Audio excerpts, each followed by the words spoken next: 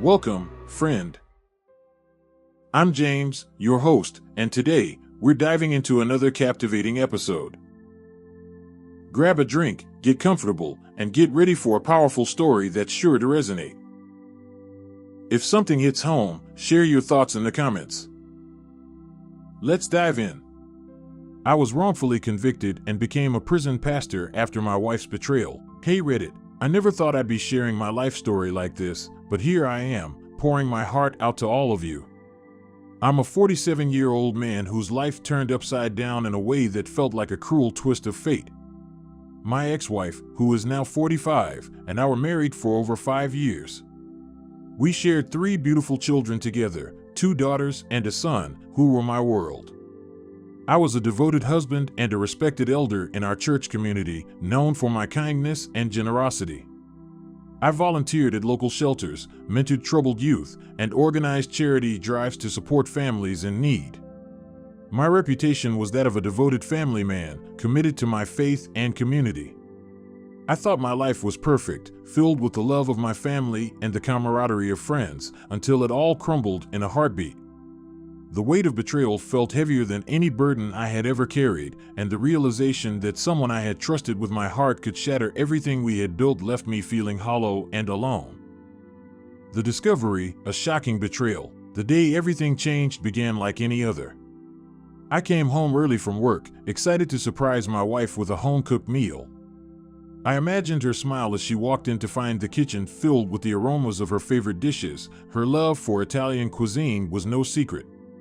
The smell of spices and roasted vegetables filled the air, making my stomach rumble with anticipation. I had planned every detail, hoping to rekindle the spark that had dimmed over the years. But as I stepped through the door, I was hit with an unsettling feeling that something was off. The house, usually so full of life and laughter, felt eerily quiet. As I called out her name, my voice echoed back to me, a haunting reminder of the absence that lay within the walls of our home. I followed the sounds echoing from the kitchen, heart pounding with a mix of hope and dread. With each step, my pulse quickened as the unease wrapped around me like a tightening vice. When I entered the room, I was met with a scene that felt like a nightmare. There she was, my wife, locked in a passionate embrace with another man, their bodies pressed together on the very kitchen counter where I had prepared countless family meals. They were so caught up in their own world that they didn't even notice me standing there, eyes wide in disbelief. My heart dropped, and time seemed to freeze, leaving me suspended in a moment of pure agony. In that moment, I felt like a ghost, haunting my own home. My heart shattered into a million pieces as reality crashed down on me, drowning me in anguish. I was paralyzed, caught between the overwhelming urge to scream and the suffocating silence of disbelief. Anguish flooded my mind, a tidal wave of betrayal that threatened to drown me. I could hardly comprehend the depth of her deceit. It was as if the ground beneath me had opened up, leaving me teetering on the edge of an abyss. When they finally noticed me, shock morphed into fear. I'll never forget the look on her face, one of terror mixed with guilt. The anger bubbled up inside me, blinding me to everything but the betrayal. Without thinking, I struck the man. My fist connected with his face, and the sickening crunch echoed through the room as he doubled over, stumbling out of the house shirtless, leaving behind the remnants of our broken life. The air was thick with tension, and I could almost taste the bitterness of betrayal as it settled like ash in my mouth. My wife attempted to reach out to me, to explain, but her words were drowned out by the roar of my fury.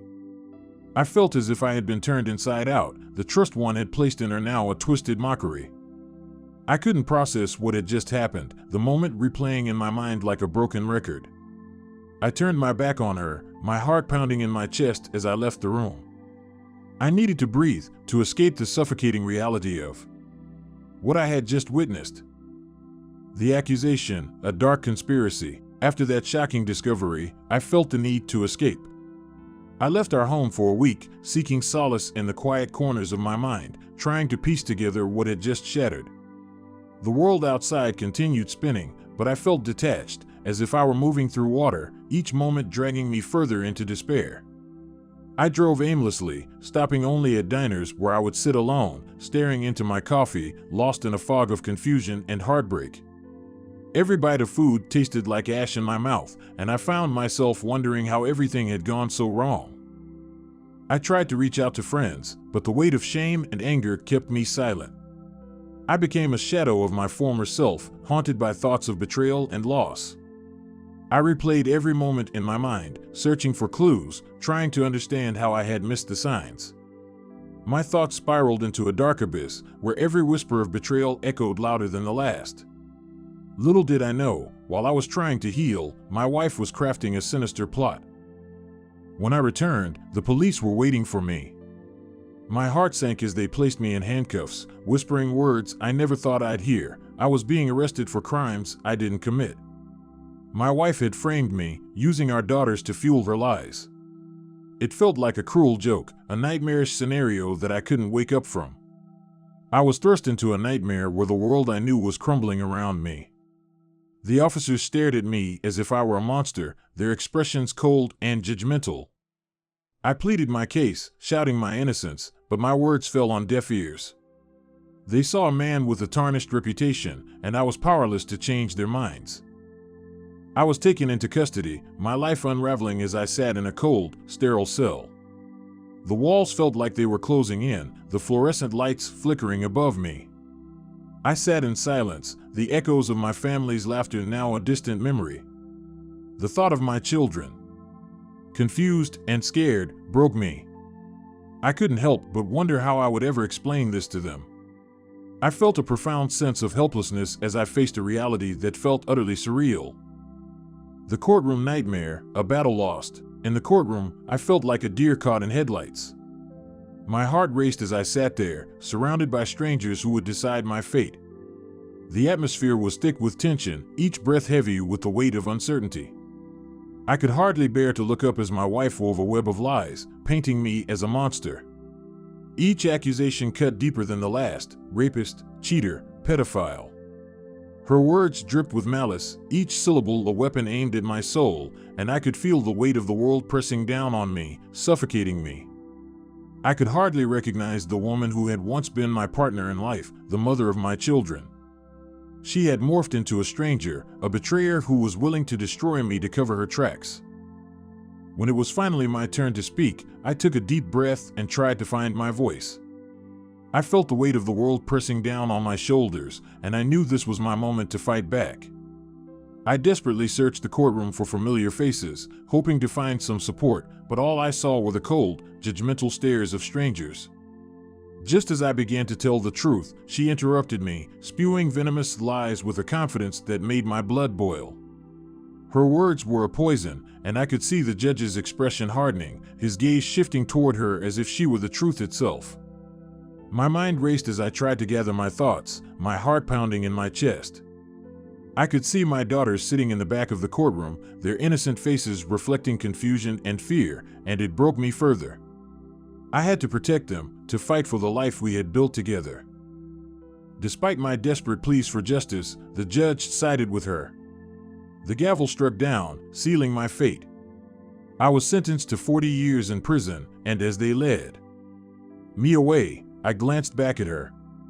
She wore a smirk that felt like a dagger to my heart.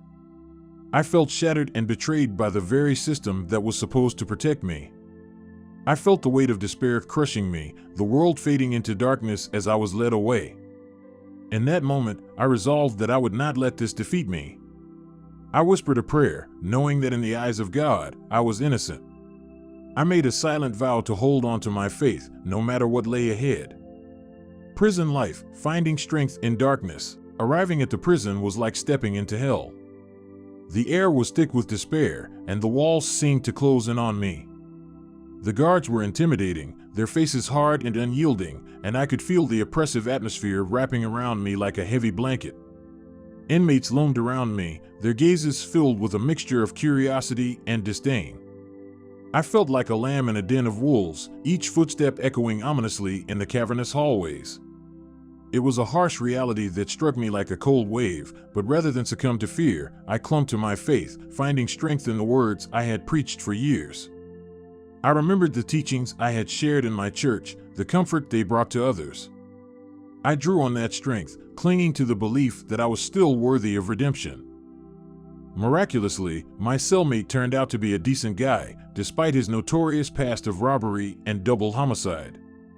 His presence, while intimidating at first, became a source of unexpected comfort. He had a rough exterior, but as we began to talk, I discovered he had a kind heart buried beneath layers of hardened armor. We forged an unlikely friendship, sharing stories of our lives before prison. He talked about the mistakes that had led him there, and in those moments, I found solace in our conversations. It felt good to connect with someone who understood the struggles of life on the inside. As we talked late into the night, I found peace in sharing the Word of God with him, and soon, others began to listen. It was an unlikely bond, built on mutual respect and the search for redemption. I began to lead small prayer groups, inviting fellow inmates to join me. Each gathering was a flicker of light in the darkness, a reminder that hope still existed in the most unlikely of places. I shared my testimony, recounting my journey and the strength I found in my faith. Slowly but surely, hearts began to open, and I witnessed transformations that renewed my spirit. I became known as the prison pastor, a beacon of hope in a dark place. My influence grew, and soon, I was leading Bible studies, sharing my testimony, and helping fellow inmates find redemption. Each prayer I offered, each story I shared, became a testament to the resilience of the human spirit. It was a humbling experience, but each moment filled me with purpose. I prayed for my wife, not out of anger, but for the redemption of her soul. Every night, I knelt on the cold, hard floor of my cell, whispering prayers for her, for my children, and for the healing of my own heart. I discovered that even in the depths of despair, hope could flourish. The twist, redemption and release. After 5 years and 2/3 of my sentence, I received a letter that felt like a miracle. I had been proven innocent. The words leaped off the page, and I struggled to process the enormity of what this meant. I was overwhelmed with joy, and the news spread like wildfire among my fellow inmates. They celebrated my freedom, and for the first time in years, I felt a glimmer of hope.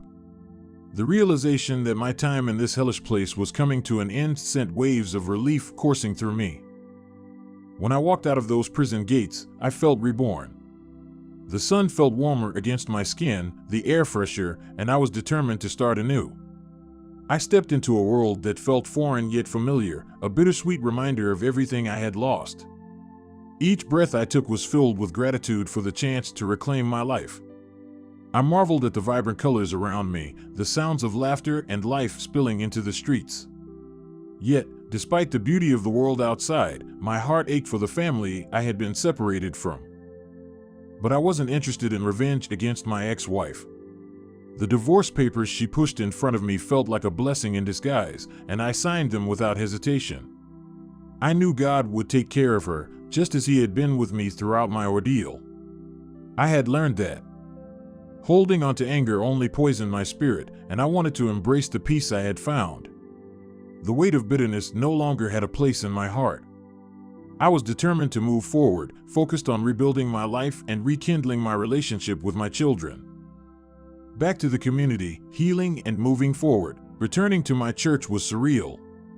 My pastor's face lit up with joy when he saw me, but it quickly morphed into shock as I shared my story.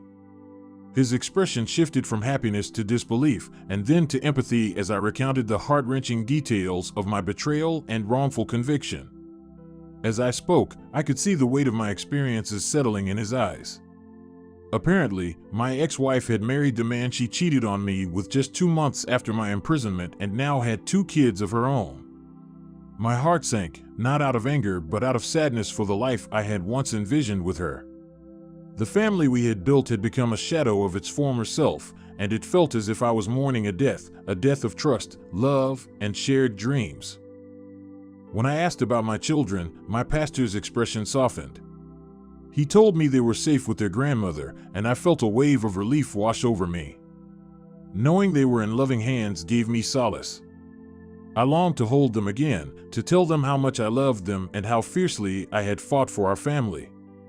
In that moment, I realized that while my marriage had ended, my role as their father was forever etched into my identity. I would do everything in my power to be the father they deserved, to guide them and support them as they grew. Before I left the church, I asked my pastor for a favor to help me return to the prison to continue my ministry. I realized that my true calling was not just to heal myself, but to help others find their way to God, just as I had. I had witnessed the transformative power of faith in the lives of those who had lost their way, and I felt a deep sense of responsibility to share my experiences and offer hope to those still trapped in darkness. So here I am, starting a new chapter in my life, determined to use my experiences for good. I've learned that even in the darkest times, faith can light the way. I've begun speaking at local churches and community centers, sharing my story to encourage others who may be facing their own battles. I want to remind them that redemption is possible, that hope can spring forth even in the bleakest of circumstances. As I step forward into this new life, I am filled with a sense of purpose and resolve. If you've read this far, thank you for listening to my story. Life is unpredictable, but I believe that every struggle is a stepping stone toward redemption. And for me, that journey has just begun.